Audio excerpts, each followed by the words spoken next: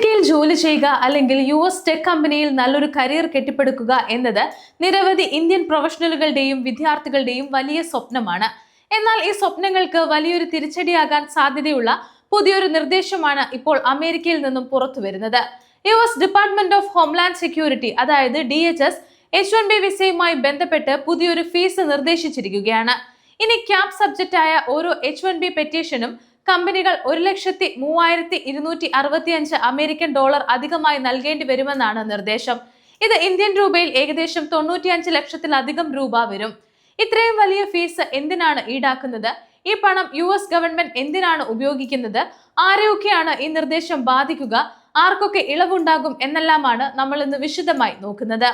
Trump ഭരണകൂടത്തിന് കീഴിലുള്ള US department of homeland security federal രജിസ്റ്ററിൽ പുതിയൊരു റൂൾ പ്രപ്പോസൽ അവതരിപ്പിച്ചിരിക്കുകയാണ്. സാധാരണയായി ഒരു വർഷം 85,000 H1B വിസകളാണ് ക്യാപ് പരിധിയിൽ വരുന്നത്. ഇതിൽ 65,000 വിസകൾ ജനറൽ കാറ്റഗറിയിലാണ്. ബാക്കി 20,000 വിസകൾ അമേരിക്കൻ സർവകലാശാലകളിൽ നിന്ന് ഉന്നത ബിരുദം നേടിയവർക്കുള്ള അഡ്വാൻസ് ഡിഗ്രി എക്സംഷൻ വഴിയാണ് നൽകുന്നത്. ഈ 85,000 പുതിയ H1B അപേക്ഷകൾ സമർപ്പിക്കുന്ന തൊഴിലുടമകൾക്ക് ഓരോ അപേക്ഷയ്ക്കും 1,03,265 ഡോളർ അധികമായി നൽകണം എന്നതാണ് പുതിയ നിർദ്ദേശം. DHSന്റെ കണക്കുകൂട്ടൽ അനുസരിച്ച് 85,000 അപേക്ഷകളിൽ നിന്ന് ഈ ഫീസ് ഈടാക്കിയാൽ ഒരു വർഷം ഏകദേശം $8.777 ബില്യൺ സർക്കാരിന് വരുമാനമായി ലഭിക്കും. സാധാരണ നികുതിദായകരുടെ പണം ഉപയോഗിക്കുന്നതിന് പകരം നിയമപരമായ കുടിയേറ്റ പരിപാടികളിൽ നിന്ന് തന്നെ ഈ തുക കണ്ടെത്തുക എന്നതാണ് ഗവൺമെന്റ് മുന്നോട്ട് വെക്കുന്ന ആശയം. എന്നാൽ ഇത്രയും വലിയ ഫീസ് വരുന്നതോടെ H1B അപേക്ഷകളുടെ എണ്ണത്തിൽ കുറവുണ്ടാകുമെന്നും DHS തന്നെ കണക്കാക്കുന്നു. ഏകദേശം 12% വരെ അപേക്ഷകൾ കുറയുമെന്നാണ് കണക്കുകൂട്ടൽ.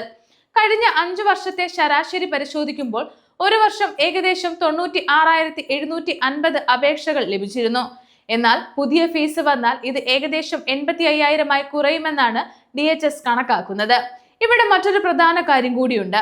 ഈ ഫീസിലൂടെ ലഭിക്കുന്ന ഏകദേശം $8.8 ബില്യൺ H1B അപേക്ഷകൾ പ്രോസസ് ചെയ്യുന്നതിന് മാത്രം ഉപയോഗിക്കില്ല.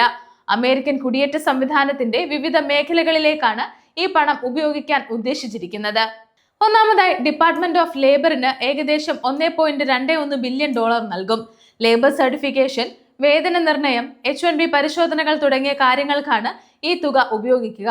രണ്ടാമതായി ഡിപ്പാർട്ട്മെന്റ് ഓഫ് ജസ്റ്റിസിനും ഇമിഗ്രേഷൻ കോടതികൾക്കും ഏകദേശം $2.96 ബില്യൺ നൽകും. ഇമിഗ്രേഷൻ കോടതികൾക്കും ഇമിഗ്രേഷൻ ജഡ്ജിമാർ ഉൾപ്പെടെ 8,400 പുതിയ തസ്തികകൾക്കുമായി ഈ തുക ഉപയോഗിക്കാനാണ് പദ്ധതി.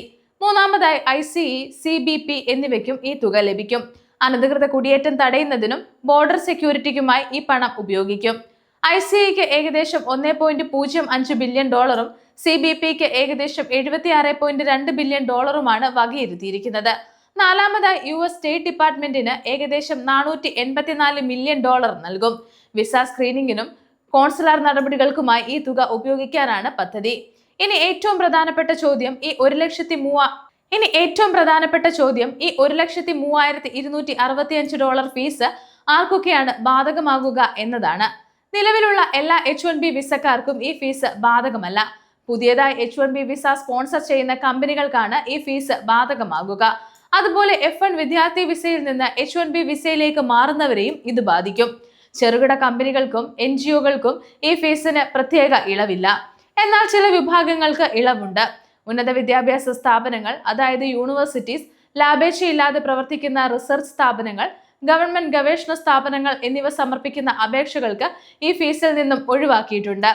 അതുപോലെ നിലവിൽ H1B വിസയിലുള്ളവരെയും എക്സ്റ്റൻഷൻ, അമെൻമെന്റ് അല്ലെങ്കിൽ ഒരു കമ്പനിയിൽ നിന്ന് മറ്റൊരു കമ്പനിയിലേക്കുള്ള ട്രാൻസ്ഫർ എന്നിവയ്ക്കും ഈ പുതിയ തുക നൽകേണ്ടതില്ല.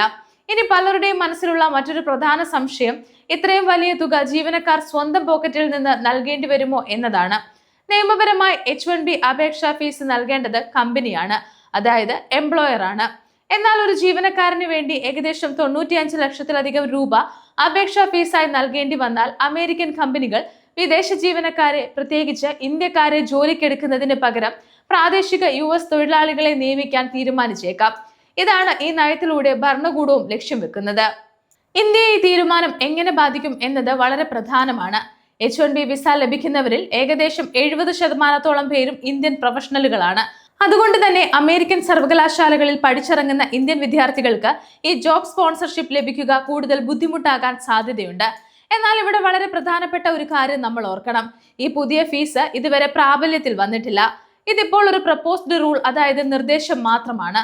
30 ദിവസത്തെ പബ്ലിക് കമന്റ് പീരീഡ്, അതായത് പൊതുജന അഭിപ്രായം സ്വീകരിക്കുന്ന കാലയളവിന് ശേഷമാണ് ഇതിന് അന്തിമ തീരുമാനം ഉണ്ടാകുക. ഇതിനു മുൻപ് ട്രംപ് ഭരണകൂടം ഒരു എക്സിക്യൂട്ടീവ് ഉത്തരവിലൂടെ $1,00,000 ഫീസ് കൊണ്ടുവരാൻ ശ്രമിച്ചിരുന്നു. എന്നാൽ അമേരിക്കൻ ഫെഡറൽ കോടതി ആ നീക്കം സ്റ്റേ ചെയ്തിരുന്നു. ഇത്തവണ മറ്റൊരു നിയമപരമായ അധികാര പരിധി ഉപയോഗിച്ചാണ് DHS പുതിയ $1,03,265 ഫീസ് നിർദ്ദേശം മുന്നോട്ട് വച്ചിരിക്കുന്നത്. എങ്കിലും വരും ദിവസങ്ങളിൽ അമേരിക്കൻ ബിസിനസ് സംഘടനകളും ടെക് കമ്പനികളും ഇതിനെതിരെ കോടതിയെ സമീപിക്കാൻ സാധ്യതയുണ്ട്.